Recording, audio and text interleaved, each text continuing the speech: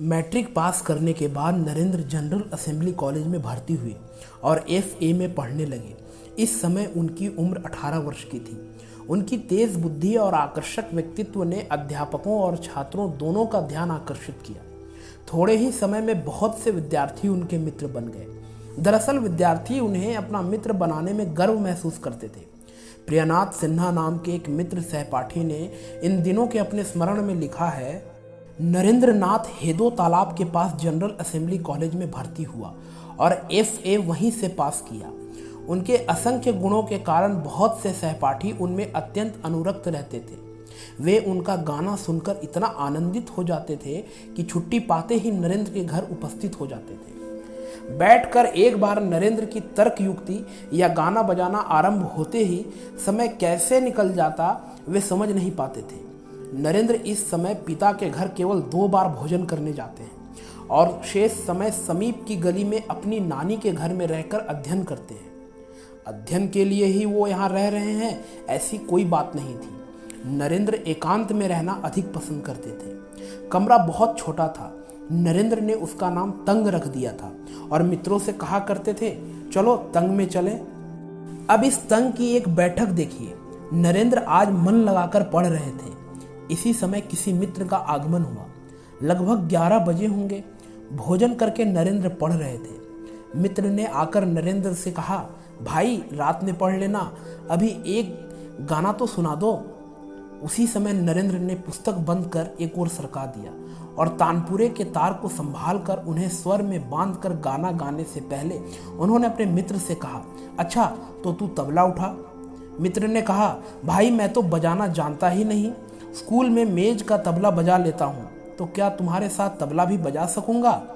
तब नरेंद्र ने स्वयं थोड़ा सा बजाकर दिखा दिया और कहा, अच्छी तरह से देख ले, अवश्य बजा सकेगा। क्यों नहीं बजा सकेगा? कोई कठिन काम थोड़ी ही है। इस तरह बस ठेका दिए जा, हो जाएगा। साथ ही साथ बजाने के बोल भी बतला दिए। मित्र 1-2 बार चेष्टा करने के बाद किसी तरह ठेका देने लगा। गाना आरंभ हुआ।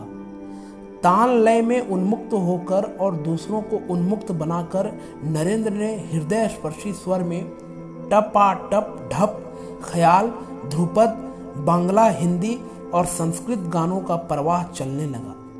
गंभीर चिंतन शक्ति और तीक्ष्ण बुद्धि के कारण नरेंद्र सभी विषय थोड़े समय में ही सीख लेते थे। संगीत, स्वच्छंद भ्रमण, मित्रों के साथ हंसी मजाक और खेलकूद के लिए उन्हें काफी समय मिल जाता था। दूसरे लड़के इससे ये समझ लेते थे कि नरेंद्र को अध्ययन में बिल्कुल भी रुचि नहीं है। उनकी देखा देखी जो दूसरे लड़के जो खेल कूद में समय बिताते, उनके लिए इसका परिणाम अच्छा नहीं होता। पाठ्य पुस्तकें तो परीक्षा पास करने की साधन मात्र थी। वरना कि जैसा कि उनका स्वभाव बन चुका था, नरेंद्रनाथ साहित्य, दर्शन और इतिहास की पुस्तकें अधिक पढ़ते थे। बेकार्थ का अहमवाद, ह्यूम और वेन की नास्तिकता, डार्विन का विकासवाद और इसके अलावा हर्बर्ट स्पेंसर का अज्ञेयवाद उन्होंने एफए की परीक्षा देने से पहले पढ़ डाला था। उनके मित्र ब्रिजेंद्र बाबू ने भारत पत्रिका में अपने संस्मरण लिखे थे, जिसमें नरेंद्र की अशांति और ज्ञान पिपासा का चित्र प्रस्तुत करते हुए उन्होंने बताया कि नरेंद्र ने शिली की कविताओं, हिगल के दर्शन और फ्रांसीसी क्रांति के इतिहास का अध्ययन भी इसी अवस्था में कर लिया था।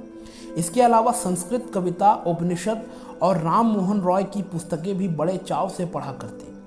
पढ़ते समय चंचल और खिलाड़ी नरेंद्र से एकदम भिन्न दूसरे ही व्यक्ति हो जाते। दोस्तों, हम यहाँ देख सकते हैं कि स्वामी विवेकानंद को पुस्तकें पढ़ने का बहुत शौक था और इतिहास, साहित्य और दर्शन की पुस्तकों को पढ़ना अधिक पसंद करते थे और इसी पुस्तकों के ज्ञान के बदौलत वो पूरी दुनिया में भारत और सनातन संस्कृति का प्रचार प्रसार कर पाए और सारी दुनिया में स्वामी विवेकानंद अमर हो गए। इससे हमें ये प्रेरणा मिलती है कि अगर हमें भी स्वयं को और देश को आगे बढ़ाना है तो ये केवल और केवल ज्ञान से ही संभव है। इसलिए स्वामी विवेकानंद युवाओं को संदेश देते हैं कि युवाओं को अच्छी पुस्तकें पढ़नी चाहिए। गंदी और भद्दी पुस्तकों से हमारा चारित्रिक विनाश ही होगा। यहाँ पर 7वां भाग समाप्त होता है।